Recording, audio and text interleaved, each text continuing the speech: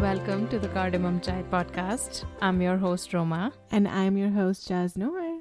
Today we're going to be talking about buying a house as a millennial. Everyone has to buy a house if they want to at any point, but we're going to be focusing on the millennial perspective because there's a little bit of a different perspective to it. And we're millennials, Yeah. right? Yeah, that's the main reason I think for me is because I'm a millennial, so I'm gonna want to talk about it because it doesn't come easy for us.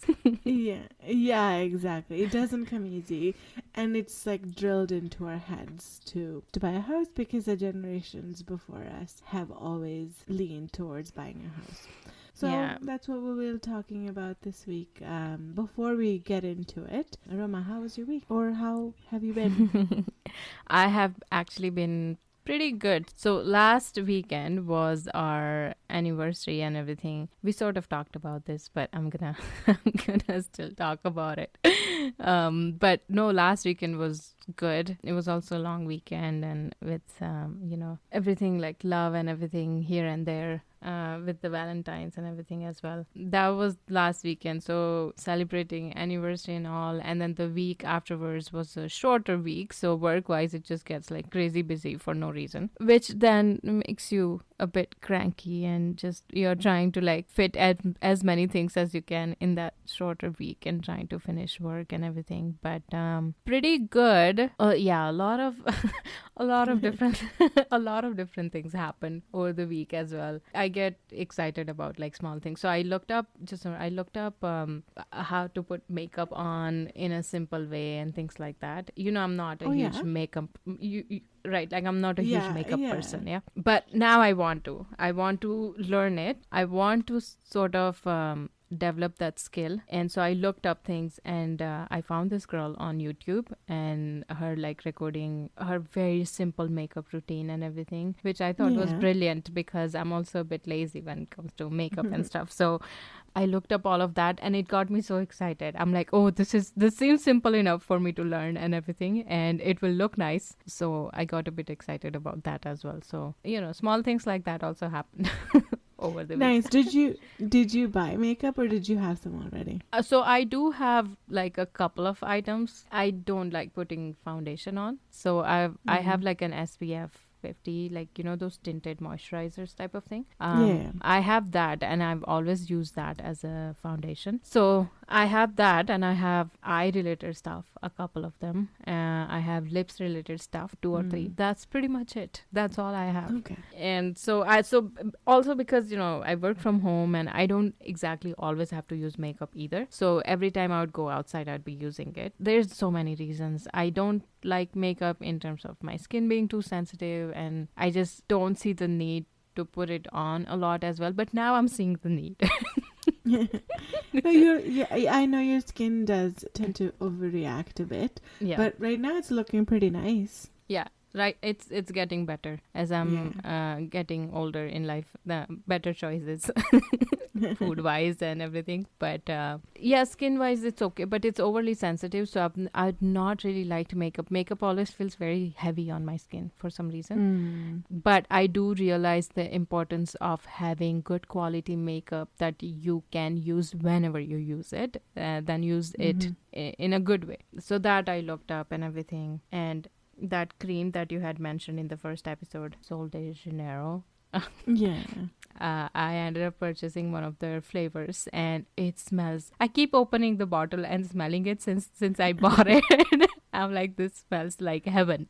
It smells so good, and it's pretty long lasting. Because I was in Sephora yesterday, and I tried like a few different creams and everything, and by then like my hands were all full with like different other creams, so I put it on my husband's arms to test out how this one smells and everything. It was smelling like that even after he took a shower, and at night we were like trying to sleep. At that time it was still smelling good. Oh wow, nice. And I'm like, that's very long lasting. But that happened. No, those lotions are so good. They smell amazing. I'm running out of mine, so I have to go back in and make a purchase. Yeah, and it's crazy how you can put these things like on the whole body, right? Because they're like body butters and everything. Yeah. Mhm. And yeah, this one that I got is the purple bottle. So it's not the Bum Bum one that you had mentioned because that one is yellow. Yeah. And I think that has pistachio and caramel smell ish, something salted Yeah. caramel pistachio type of thing. And this one I got is the purple bottle. And this one has, I think, vanilla and sandalwood after smell. Like, I love sandalwood, I love rose and things like that. So this smells really good. They have like two different other ones as well. This is Did you try the pink one? I smelt it. It was the next after this purple one for me. Yeah, the pink one is my favorite one. The yellow one is just the one that they had from the beginning. It's the original one. I do not like the red one. Like I've smelled the red one, and that one is just like I do not like it. That's not a scent for me. So okay, red one. I think then you mean like dark pink, like hot pink, versus the light pink, right? The baby pink. Yeah, the baby pink is the one that's my favorite. I did like the smell of the hot pink one though. The baby pink one was the least favorite smell of mine actually. Okay, that's interesting. Yeah. So I was referring to the dark pink one. That was also floral type of smell and all. Yeah. So I really like that one as well. I spent some time thinking which one to get because they all smell so good and I couldn't really decide. But yeah, anyways, that was me. How about you? How have you been? How's everything going with you? I've been stressed, and because of work it's been crazy busy, and it's been so cold. I don't know what it is. The weather just makes me so like it affects me so much, like seasonal depression. It's the sun too, right? Like sun not being out there all the time, that can really affect your mood and emotions. Yeah, I was just like last week I was just like trying to fight with anyone possible and be angry at every single person in my life. So yeah, I did that, and pissed off so many people, but hey, whatever. We've all made up now. It's fine. It's all fine. Exactly. It's all fine. My work isn't, well, it wrapped up on Friday, the busy stuff. And then we had a Chinook. So for those of you guys who don't know what a Chinook is, it's a huge cloud of warm winds sweeping the city and melting all the snow. So it usually leads in a shift of about 20 to 30 degrees in temperature Celsius. And so we had temperature was like minus 25, and then on Wednesday, and then on Thursday it was +5. Yep. And that's only in Calgary. Yeah, it's just a phenomenon in Calgary that it happens, or the cities around Calgary, but not Edmonton. Edmonton's too far away to experience Chinooks. We love them and we hate Chinooks at the same time. We love them because it means great weather and it's fun. Finally warm out, the sun is out. But what it means is that the drastic change in weather also impacts people who have migraines because of it. So I tend to have migraines because of the weather changes. Luckily, I didn't have a strong migraine. It's just a heaviness in my head. But as soon as the weather turned, I was immediately like brighter and happier and just like, oh my God, the sun's out. I can go out and do whatever I want and enjoy this beautiful weather. And all of a sudden, none of my problems mattered anymore. It's the sun, man. Just the it's the no. I get it. Like those Chinook winds, we are very grateful for in Calgary. Yeah, that we all the snow is gone. All the snow is slush now. It's melting away and everything. So, but usually Februarys are like that for us, right? Like they're always the coldest months of the year. They are the coldest month. Yeah, just sad. I know my brother was in Edmonton last weekend, and he was like, it felt 10 degrees higher or lower when it was cold in Edmonton. Like it's super dry cold in Edmonton. Oh wow. So if it's like minus 25, it just feels like minus 35. And they don't even have Chinook winds, so I'm sure it like stays, and they rely on sun and the natural temperature to go higher and everything. Yeah. But yeah, it's a big talk here in Calgary and Canada for us to talk about snow, you guys. So yeah. Yeah. Let's get into the topic just now. Yeah, let's get into the topic of buying a house as a millennial. So Roma and I both have purchased houses in the last 5 years. And when we went through the process, we didn't really know what to expect. We didn't really know what the steps were involved in buying a house. So we kind of had to figure it out all on the go. We thought an episode to kind of talk about that process, at least what it looks like in Canada, would be helpful for people to know about if you're ever considering buying a house. And we'll also talk about what the pros and cons of buying a house are as well, because for someone, buying a house might not be the best thing. Renting a house is better for them. So we'll talk a little bit about that as well. Okay, yes, that's true. What do you think, Justin, in terms of buying versus renting? If it makes sense for you to buy, I think you should buy because it's an asset. I think for me, I'm a little bit biased. So the way that I look at buying a house is, if it's affordable, then why not buy a house, pay the mortgage off as soon as you can, and then moving forward, all you have to worry about is like your utilities and property taxes and then the upkeep of the house. You don't have to worry about making a huge payment every month for rent. That's the biggest thing that I can think of. But I know for some places the property taxes are really, really high. So it's almost like, having a monthly payment, or the upkeep of the house might be a lot. So that would require a lot of money, which as a renter, you never have to worry about. You never have to think about the fact that, oh, the house is falling apart. I gotta get this fixed. I gotta get the furnace cleaned. I gotta get the filters replaced, and all the things that go with buying a house. So as a renter, you're a little bit more free, and renter's insurance is much cheaper than a house insurance is as well. Yeah. And you have to pay property taxes every year, and sometimes like property taxes, depending on where you live, are huge. I know in Alberta they are rising. They are getting up there, but it's still not that bad. It might come out to like 2 months of, or even 1 month of a mortgage or a rent payment. So it's not crazy drastic. So I think for the house that we own, property taxes around $4,000 for a year. And a typical mortgage is around $2,000 a month. So 2 months of mortgage payment versus 12 months of a rental payment. It's not bad. Yeah. When we were looking to decide whether to buy or continue renting and everything, one of the things that I thought about was that if I would rent, then that's money going into someone else's pocket who is keeping their house as an asset, as opposed to if I were to buy my own house, then whatever amount I'm paying in rent, approximately the same amount is going in my house's mortgage as well. But then at the end of the day, that is essentially going in my pockets because that's an asset for me. Yeah, that's right? an asset you're building. Yeah, so that's the way we were thinking when we were deciding whether to buy or rent.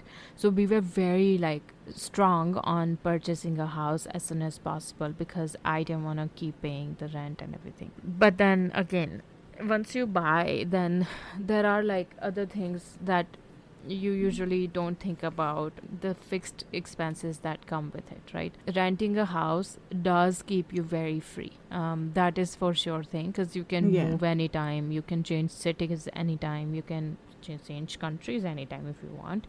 It's just you just pay the rent and then you be done with it. Versus if you have a house now, it would be your asset eventually. But I know that for the first few years, a huge chunk of your mortgage payment goes in interest. Yeah.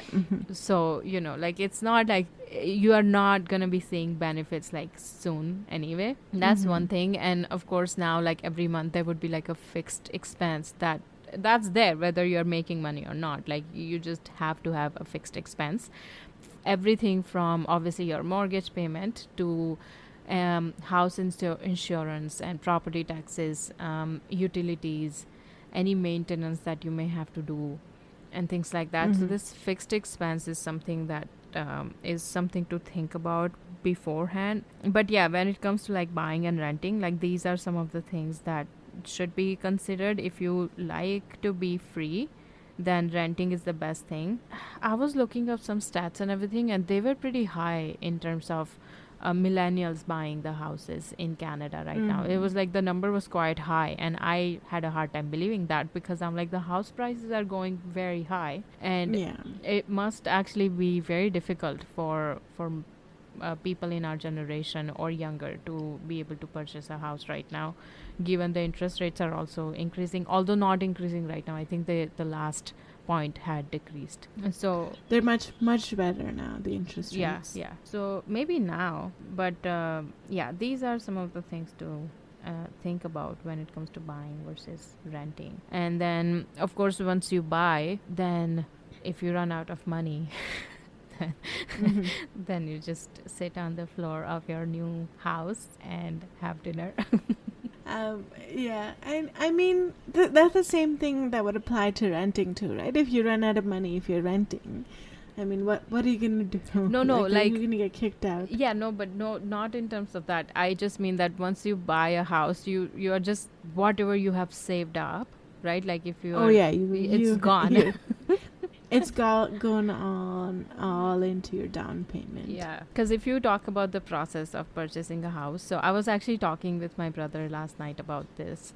Basically, the process that I remember, sort of, and you give me your experience as well. But the thing I remember is that we went to see show homes, and at that show home location, we talked with the sales associate and everything regarding what lots are available and what kinds of houses, the types of houses, the interiors and everything. And then you see all that, you decide that, okay, you want to purchase a house, and then you decide what lot you want to purchase it at. Then you talk with the sales associate again. You tell them that, hey, this is the lot and everything. Then this like high level, then you go to the bank basically, and you tell the bank that, hey, I'm looking to purchase a house, will you give me mortgage? And the bank either says yes or no. If they say no, you can't go on with it. Like the company won't actually sell the house to you. But if the bank says yes, then now you go back to the sales associate and you go like, okay, the bank, here's the letter from the bank. The bank is promising that they'll give us the mortgage whenever we get the possession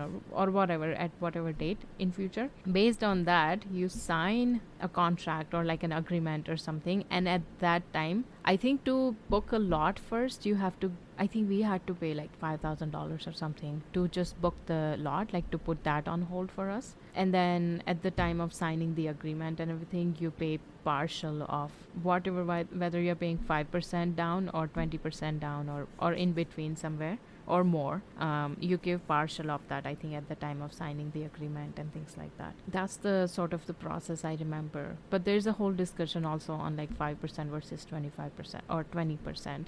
What people prefer to pay in terms of whether they want to pay 20 down or 5. What do you think? Yeah, I mean, we had a similar process as well. That's not a typical process though. The typical process is you find a realtor and then they look for a house for you, but isn't based that, on what you want. Isn't that second home? No, it's homes that are already built. Right. So we both bought newly built houses, as in we bought them and we selected a few things that we wanted in the house, like the handles, the floors, the paint, the cabinetry, the rug and everything. The layout was all set, but we picked what went into the house and when they built it to our specifications. But typically, if you're buying a house, you have a realtor and you tell them what you want. They show you some of the houses that are in the market that you might like, and once you find a house that you like, you put an offer in. But before you put an offer in, you have to get the same letter from the bank saying, hey, I want to buy a house, will you give me money to buy a house? And if you don't have the money, you don't get the house. Yeah. But yeah, the discussion between 5% and 20%, it's your choice. The government still allows you to pay 5% if the house price is below 500,000. If the house price is below 500,000, then you're good to pay 5%, no issues. But if it's above, then you have to pay 10%.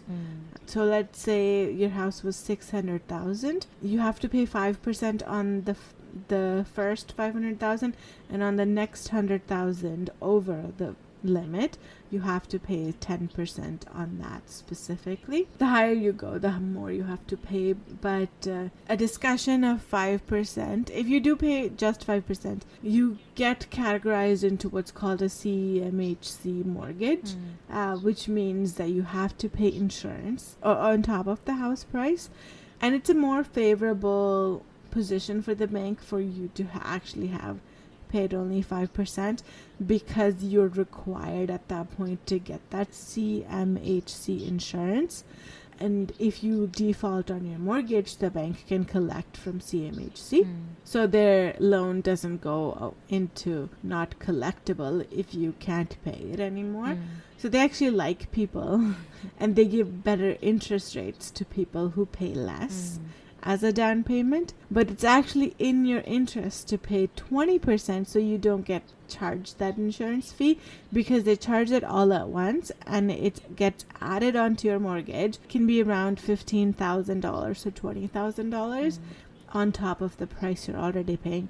So for some people it might not make that much of a difference, but for us it did, because our plan was always to repay the mortgage as soon as possible, so we don't have years and years of payments of interest going to the bank.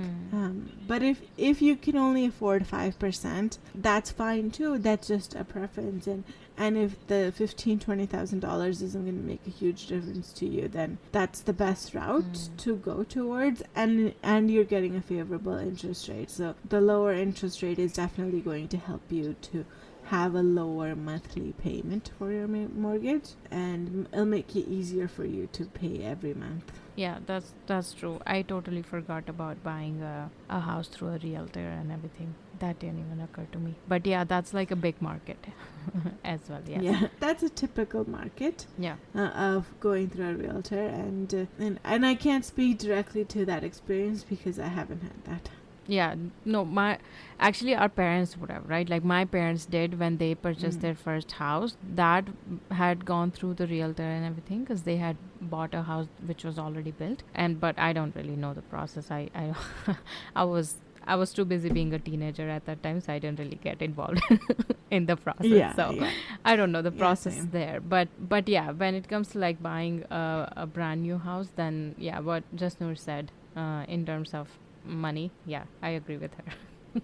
And usually you'll have to pay commissions to the realtor. Typically, as the seller pays the commissions, so as a buyer, it's just built into the price that you're paying to get the house, so you don't have to pay additional, but you will have. So these are some of the surprising things that came about when we were buying a house, is legal fees. You actually have to pay a lawyer to draft your purchase agreement and make sure the mortgage stuff goes through and everything like that, and the title of the house passes to you. So that was unexpected. We didn't know that was a cost that was coming to us. Luckily, our home builders who sold the house to us, they covered those fees because they had their own personal lawyers. But if they didn't, then we'd have to shell out $1,000 more. And that was unexpected. And then you have to get insurance, home insurance. And that was like, oh my God. But then the home insurance would start from your possession date itself. Exactly. So before then, even though the house is all building and it's, even if it's built by the time you are going to get a possession, until you have the keys, basically that's until then it's the company, it's their insurance and everything. Like they worry about the house, basically. If something were to happen to the house, then they have to worry about it. Once you receive the keys, that's when the house obviously becomes completely yours, and you are responsible for everything about the house, from insurance to utilities. Even like you call utility companies to try to give you the electricity and everything in the house from the day you're moving in and everything, which is Yeah. pretty okay to do type of task. Like it's fine. They all are very accommodating in that sense. But yeah, some of the things also that you have to remember, right, like beforehand, like in terms of planning and everything. So when they gave us the house, curtains, that's like a Yeah. big thing. You don't have them.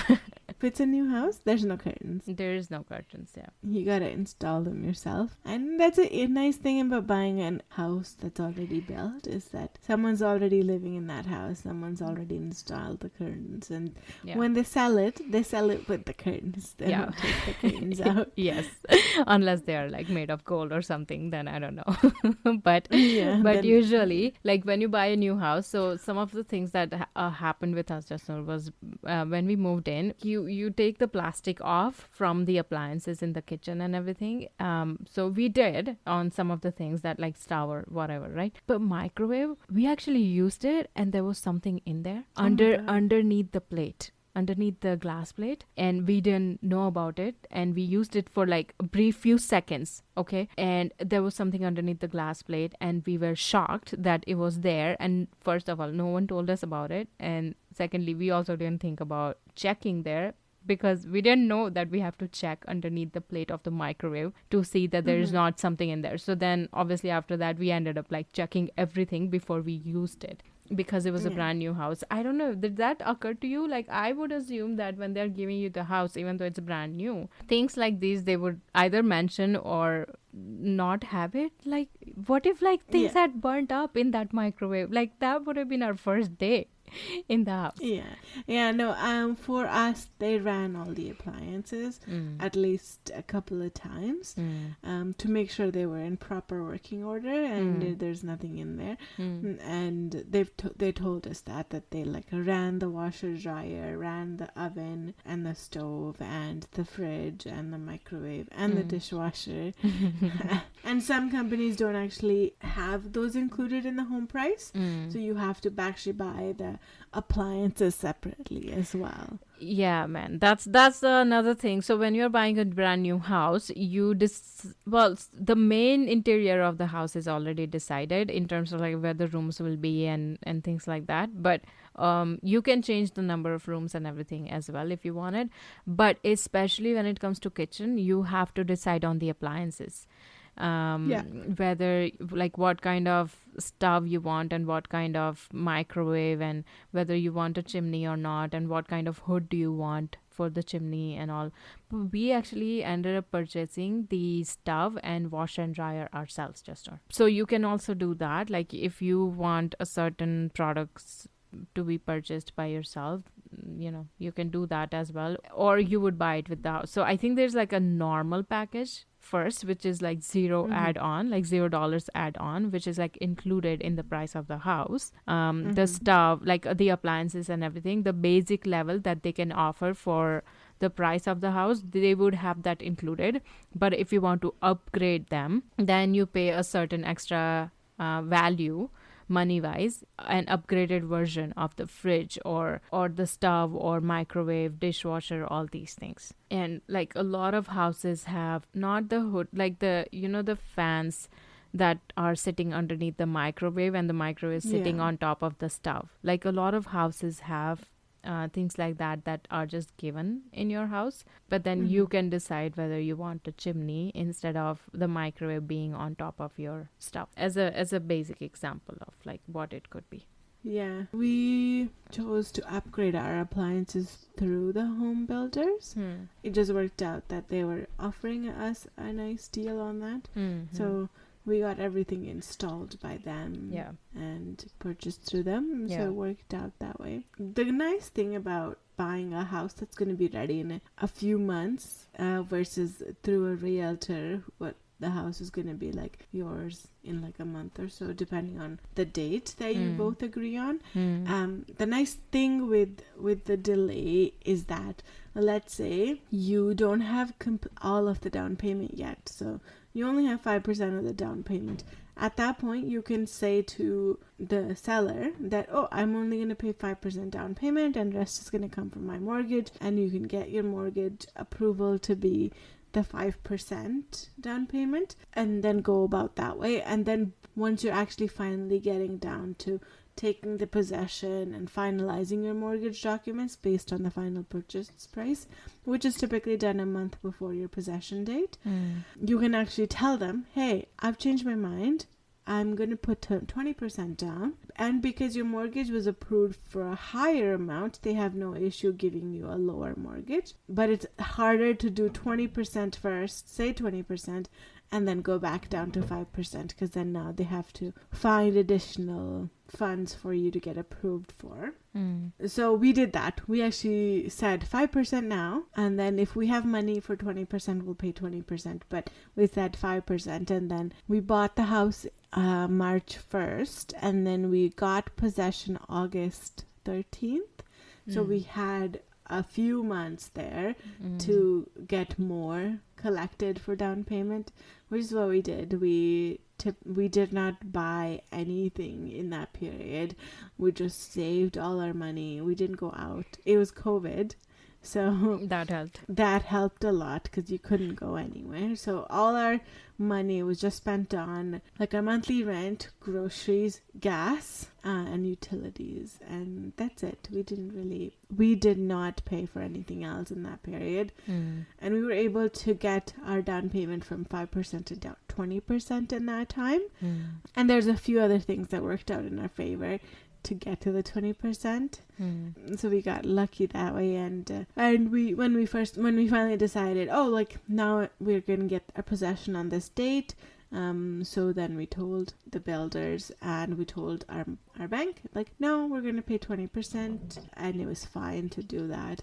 But with the realtor and you're buying a house, like you only have like a month out there from possession at that point, because the house is already ready. The sellers are wanting to sell the house as soon as possible. Right. So you don't have like a month of time to collect more funds. Right. You kind of have to be ready with your down payment right away if you're going to go that route. For us, though, but the possession happened much later than what was promised to us. And I think COVID plus the lumber prices going up. So we actually signed the agreement before the lumber prices went up. So it was said to us at a certain date that would be the possession date and everything, but it got stretched for up to like a whole year instead of a few months. We ended up getting the house after a year and 2 months after we signed the agreement, which was like a lot at that time, because you would be planning your finances in a way that, you know, rent is going to stop at this month and it will convert into a mortgage payment after so and so month and things like that. But that wasn't happening and all that. So it was the lumber prices that had gone up, and then that was such a hassle with, like, you know, everything else going on in terms of like communication from the company and things like that being very poor, and also, like, you know, things like that also is what you have to prepare for in terms of external factors, what might affect your possession date and things like that. But like I'm sure like now things are probably okay in terms of the lumber prices being normal now and all. It should be fine. That if a company is telling you that this would be a possession date, then approximately around that time you get the possession of the house if it's new built. But yeah, like before buying the house, same thing as you just know, is like we would be saving on like some things so that we would be able to save for the house, right? So and COVID helped definitely at that time, that we were able to stay at home most of the times and not go out a lot and things like that, and that helped with saving for the house and everything. But yeah, man, these things it's expensive. Buying a house and everything is in general it's quite expensive, and it's crazy how boomers had bought houses at such cheaper price at that time, obviously considering everything else. Like, I'm not just talking about house prices, like obviously salaries were probably lower at that time and stuff, but ratio wise, if you just talk percentage wise, things were just better back then than what it is right now. Like, even though, you know, millennials might be making a certain amount of money, they're just not able to make ends meet sometimes, and by that I mean, like, if we want to save and experience life as well along with it, it just becomes like a pick and choose type of battle at some point. Yeah. That was that. And then once you buy the house, then now you have to think about the interior of the house in terms of the sofa and the furniture and whether you want to decorate the house and things like that. But some of the advices we got was don't buy things right away anyway. Yeah. Because you want to live in your house first and see what you actually do in which area of the house first. Once you can see that and observe that, then buy something for the house. Because right now, like when you're buying the house, you are like thinking that, okay, here we'll put this and here we will do this and here's where we will host our guests and things like that. But it doesn't sometimes naturally occur that way. Right? You buy the furniture once you have lived in the house for a few months and see how you're reacting or how you're behaving in the house, in what area and things like that. Yeah, no, I totally agree with you there. When we moved, we did not buy a new sofa until we bought it very recently, just last year. But we just used the old sofa that we had when we were renting. We did buy like a dining table and a bedroom set, so we did invest in that, and we didn't have a dining table at all, so there was no place for us to eat rather than just sitting on the sofa. But I think those were the small purchases that we made. Well, small few purchases that we made, and then everything just came along step by step. Yeah.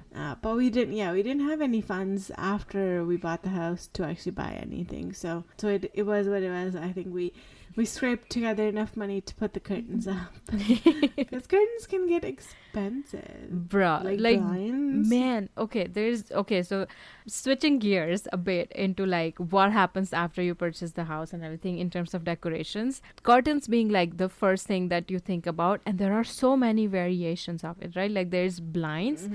The ones that are like very popular now, like the one that's like striped ones with like, right, like the ones that like you can open them. I don't think I'll be able to explain this, but like you can open them halfway and you can see things, but it's not exactly see-through. But then you match the stripes so that it becomes all like not visible, or you match it the other way. Something like that. I don't think I explained it right. But the blinds, and then there's those other original ones, right? The ones that we grew up with, the white ones that open up with the... Yeah. Anyway, those ones. And then there's curtains. The actual like cloth curtains and stuff. Those things are expensive. I was surprised. I'm like, bro, in India, every house is like, they all have curtains. We don't have blinds in India. We all just have curtains. And it was so surprising to me because we also went to actual curtain stores and everything to get quotes and stuff. $5,000 for one room. I'm like, for one room. I'm like, I'm not a CEO yet. Like, maybe once I get there, then I have the liberty to spend $5,000 on one room's curtains. That's crazy. Yeah, so we ended up installing our own. we got the rods and everything from Home Depot and Canadian Tire and all these places, and my husband installed curtains on our own, and they're not like, it's not the best of work, obviously, because you're not experts at it, and then when you pay someone $5,000, they do it to perfection. But like, it does the job. I love having curtains in my house. I'm not very much of a blinds type of person. I really like the idea of curtains and everything. So yeah, it's working fine. But yeah, then you learn all these like DIY things. Then your social media and your Pinterest and all these things become about DIY projects all the time once you buy the house. And that's the fun part for me. Up to buying the house was such a hassle for me. But like once we had bought the house, then my interest really shifted into like decorating the house and the colors and textures and materials and all these things. But expensive, man. It gets very expensive, and it can take up to like 3 even years easily to actually finish up your whole house if you put all your savings in the down payment of your house. So yeah, so that happens usually when it comes to what happens like after you are purchased the house and all that. So Yeah, I mean, it is what it is. I think even with renting, you're gonna have some of those costs as well. But I know the biggest hurdles that millennials are now facing, especially after COVID, is the fact that the house prices are just going through the roof and they're becoming not affordable anymore. And with the interest prices they were before the cuts happened, there's no way people can afford to buy houses anymore. And the reality of most people is becoming renting for the rest of their lives instead of buying a house, especially in markets like Vancouver and Toronto, where the house prices are just outrageous and the cost of living is so much higher there. So even if you could afford it, the cost of living isn't letting you afford it either. So you're barely making your like normal payments, so you don't have time to save up for a down payment. Yeah. Plus, on top of that, the taxes that get cut on your salaries and everything as well, right? Like reducing down your net payment to quite a lot, right? And that could also be different in different provinces as well. I know Montreal is like, I think it's around like 45% or something that they cut out in taxes. And I it's a genuine question to me at this point. I'm like, how do people live there? Why do people choose to live there? If it, half of your salary is like gone in taxes, how much do you actually have to make in order to be able to afford a house, right? Like, I mean, that's just one place I talked about, but yeah, Calgary being similar thing as well. And with affordability, location is like they go hand in hand as well. Like what neighborhood you want to pick and things like that, whether you want to pick a house closer to bus stop, whether you want a house closer to a school or university, depending on what amenities are closer, your house prices are going to go up. If you pick an area that's very popular in the city, that's going to be a higher price. An area that's more beautiful or is a lake community, for example. There are a lot of communities in Calgary that are lake communities. So that's another thing with lake communities, is that there's an added expense of paying the lake, the association every year. And that could range anywhere between $500 to easily $1,500 per year extra on top of everything else, on top of your property taxes and everything. So the closer your house is to the lake, the more fees you have to pay. Oh wow. And 500 is what I have seen. So anyway, that's also another thing. If you buy a house in lake community, then lake fees are there.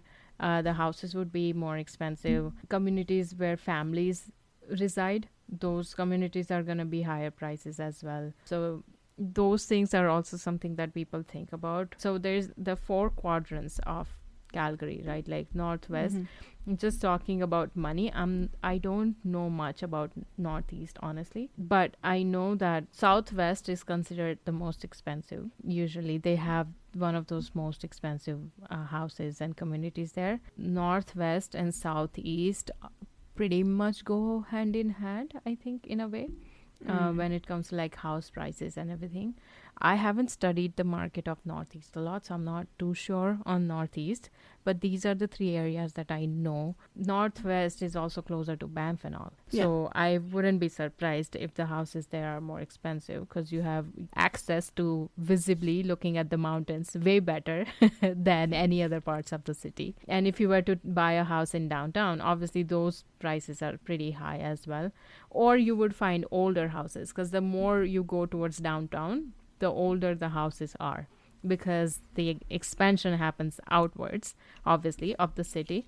So I guess depending on that, I think it's just the area. Depending on what neighborhood, prices could be up and down. So that's also something you have to decide on, which type of neighborhood you want to settle in, what kinds of houses. Some people actually do like houses that are already lived in, right? Like there would have been a family who lived in and a kid who grew up in the house and things like that. Some people actually like houses like that, where there's already a vibe to the house, and there's already that lived in energy in the house and stuff. I know some of those used houses could also be expensive depending on what area you are purchasing the houses at.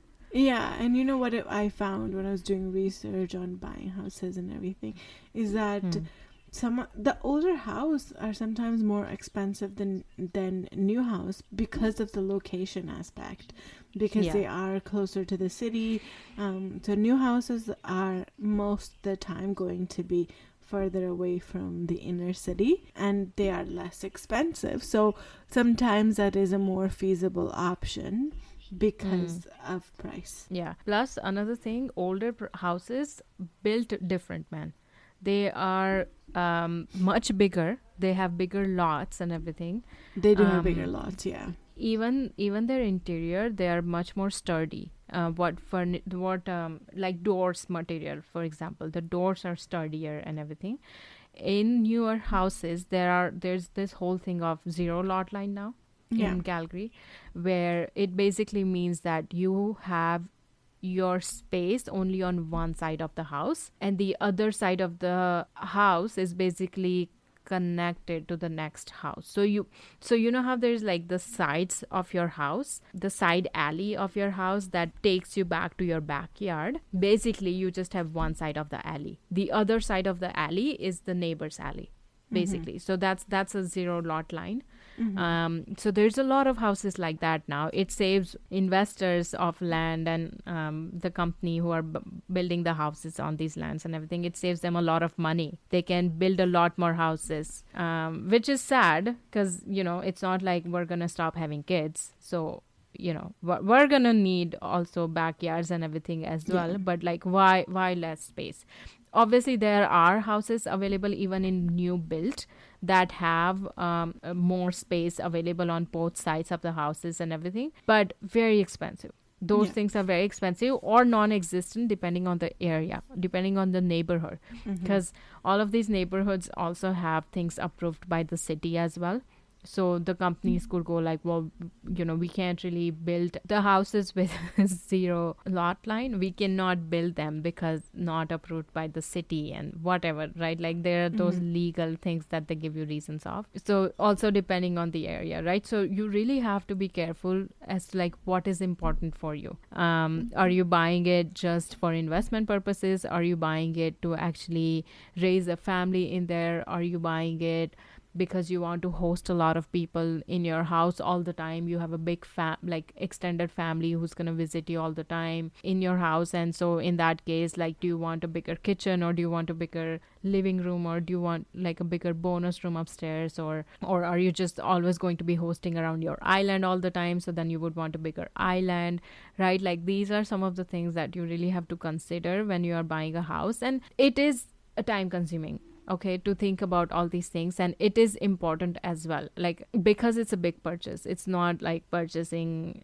a cream or something, right? Like it is a big purchase, so you do want to put all your time into this purchase and make a list of all the things you are looking for, and then depending on that, what you are getting and what you're willing to let go of from your wish list. Yeah. When we were buying the house, I was really looking for a house with bigger pantry, and I couldn't, in the area, in the neighborhood that I wanted to buy a house in, I could not find a house with bigger pantry and the type of house I was looking for. And the sales associate, he's like, well, nowadays, people eat out a lot and they don't cook at home a lot, so that's why in like the houses that we are building in this neighborhood, we're not putting in bigger pantry because that's not really a need for a lot of families anymore. And I was like, wow, like, so they have like these like pre-planned and pre-decided depending on whatever trends they are seeing out there, and there's really not much room for movement when it comes to like pantries and things like that if you are buying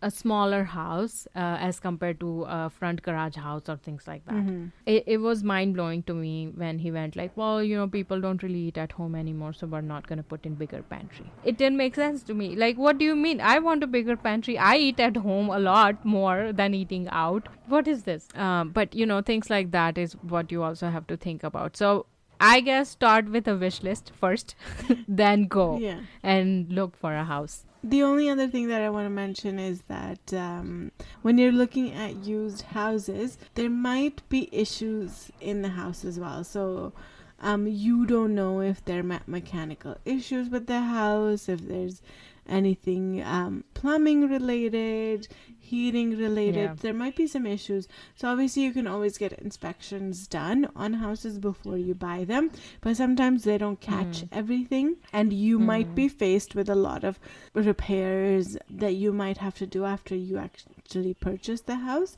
With the new house, you're not going to have that issue because the new home warranty covers any issues up until 5 years of anything you could find wrong with the house.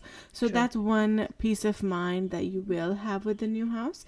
And the only other thing is that even though the older houses are bigger and, you know, better built with better quality material, I actually find our house, which is a newer house, to be more efficient in utilities because they're always improving like the heating process. So a older house, so I know some of our relatives that have an older house, their utilities in a cold month can range to like $600-700. Whoa. Exactly, per month. And our Wow. utilities never go up more. Like I think the highest month we've ever had is like $450, and that's because we're experiencing a very, very cold period right now. So there's like a $300 difference right there of Right. a old house versus a new house, just from efficiency's sake. But what you could do is, if you want to really buy old houses, you can replace the furnace and the heating system, because the old houses have water tanks that they heat up the water. But what we have is something that just heats water as you need it. So there's no like hot water, and we never run out of hot water. Yeah. That's true. Technology wise, it's better in newer houses as well, because they're always improving and making things more efficient. Yeah, and we get for sure. And we get an energy report every month. So as part of like our utilities bill, we get an energy report. So they'll say like, oh, this is like the typical house spending their on your energy used in the house, and then this is what you are comparing to, and this is what an efficient unit would compare to. So we're even better than the efficient houses in terms of electricity usage, water heating usage, and all of that. Right. So that could definitely help, because I know utilities are getting more and more expensive these days. Everything's getting expensive just now. Yeah. There's so many things to think about.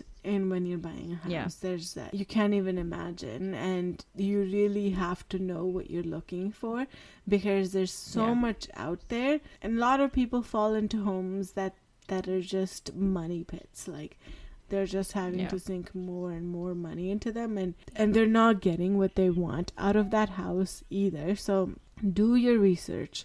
I started doing research 6 months before I bought a house. Once we were happy with the research, it took us 2 weeks to finalize the house. Right.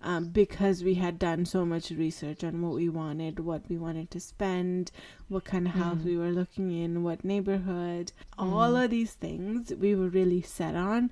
So finding a house was easy for us to do. But I know things have changed since we bought our house. It's been 5 years. Yeah. You still have to follow all these things. I think things are improving a little bit because of the interest cuts. I don't know what that means for house prices. Yeah. And part of the research is also going around looking at show homes and stuff. That's the fun part. Yeah, that is the fun part. We started actually doing that a year ago, a year before we signed the agreement, because we weren't sure what neighborhood to settle in and things like that. So we were going in different neighborhoods throughout the whole city and trying to look at different houses and show homes and stuff. Because there was one thing for sure, that we were more leaning towards buying a new built home than a used home. That I knew that I sort of wanted. But then again, depending on what area and prices and stuff, if there had been more aspects that could have changed my mind, I would have changed my mind. But I was leaning towards new build, and that's what ended up happening, depending on what I saw and what neighborhood we decided to settle in and things like that. So Yeah. if you guys are like looking for any kind of like, because in this case, like planning wise, just pick up your Excel spreadsheets and just like start writing things down, making list, and it that really helps you go through everything, and that can be converted into like a pros and cons list, and see which things you are willing to let go of and which things are like a must, like a deal breakers for you to have in the house and things like that. So important things. But yeah, if you guys are looking for any kind of like an Excel spreadsheet or something that could help you with the planning, let me know. I can help with that. I love making lists and I love making Excel spreadsheets, so I can dig into my thing, and I can share that with people. So but yeah, that's what I think we have in terms of this topic. But if you guys do have any more questions, and if you're considering buying a house yourself, feel free to reach out, and we can provide any insight that we might have on this. And you can reach out to us at cardamomchaipodcast@gmail.com. And if you want us to do a part 2 about some things that we didn't touch on, do feel free to reach out, and we'll consider doing a part 2 depending on the interest that we get from it. That's right. So yeah, that's it for today's topic. Anything else, just know that you wanna add or anything? No, I think we'll get into what our thing that we're loving this week is. Okay, I'm gonna go first. For me, it's this cream that I already mentioned. I keep smelling it. It smells amazing. It has vanilla and sandalwood. I think I mentioned that already. Bro, this thing is really good. And it's very long lasting. I don't know, whenever like I discover something new like this, I get so excited about it, because I really like to focus on quality of things and of life and everything in general, quality wise. So my search is always about finding quality things, finding long lasting things, and all of that. So whenever I find something like this, I just go like, wow, like this is my lifelong buddy now. Like I don't have to think about again ever buying a different kind of cream in life, because this is my thing for all my life now. So one less thing to worry about now. So I just get very excited when I find things like these, or even makeup and stuff. The stuff that I want to try, like I actually, I don't think I finished my thought there, but like when I watched the video and everything of this girl, I made a whole list of all the products that she was using, and I did my own research and everything, and I'm gonna buy the exact same products and see if, I mean, they should work, because I try to go for cruelty-free products all the time. Anything else is maybe okayish for me, but animal cruelty is something that I always try to ignore and avoid. So all these products that she was using, they all were cruelty free and stuff. Nice. So I'm like, That's okay, awesome. I'm like, I don't want to try to look for anything else. I'll just see if these things work. And pretty expensive stuff, but I want to try to invest in quality makeup products now, just for whenever I'd be using it for future events and stuff, or if there's like weddings and stuff that are happening, right? It's just better to have your own quality products to use, rather than getting, things done outside. So yeah, anyway, that's what I'm loving this week. I'm just very excited about this whole thing. So No, I get it, because I don't think I'll ever stop using the pink Sol de Janeiro lotion, just because like that's the perfect scent that I want. And I don't have to think about it anymore either. Yeah. You have to share the makeup video with us to see, so other people can follow it if they want to as well. I will. I'm going to. This girl, I think she's brilliant. So I'm going to share the exact video I saw. It's very short, but it's so simple. It's perfect. I'll share that with everyone. Okay, awesome. The thing that I'm loving this week is a pair of gold earrings. So there are these like Bottega earrings, gold earrings, that are really, really like chunky and big, and they're expensive. So Bottega is like a brand. Okay. They have some really expensive stuff. So You mean like those drop ones? Yeah, the Bottega small drop gold-plated earrings. Nice. And they're very, very nice. And I got a pair from Amazon, which is like a dupe of them, for like $20, I think. Yeah. And every single time I wear those earrings, I get so many compliments on them. There's one person at work, she will compliment me every single time she sees me wearing those earrings. Like, she loves them. And obviously I don't try to hide the fact that they're not the real ones, but because they look so good, and I'll share the link for the Amazon ones. They are so pretty. And the real ones are like $1,100 Canadian. Wow. Yeah.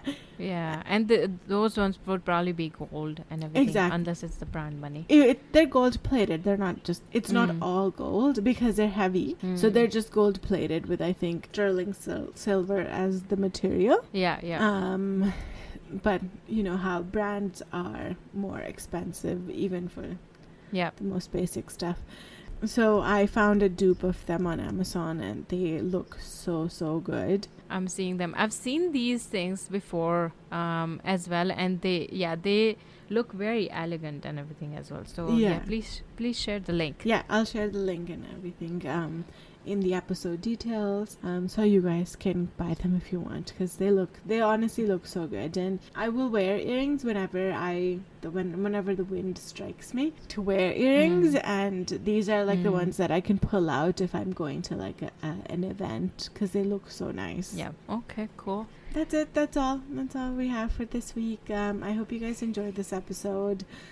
Do make sure to follow us on TikTok and Instagram at Cardamom Chai Podcast, and do share it with your friends if you like what you hear and see. We want to grow as a podcast, and we'd appreciate all your support. Yeah, same here, you guys. Please like and share our stuff with your friends and family, and if you have any specific other topics in mind that you would want us to talk about or give our opinion on, then please reach out to us at cardamomchaipodcast@gmail.com. But we will see you next Thursday. Yeah, next Thursday on Spotify, Apple Podcasts, YouTube, and wherever you get your podcast. We can't wait to see you again. Bye, guys. Bye-bye.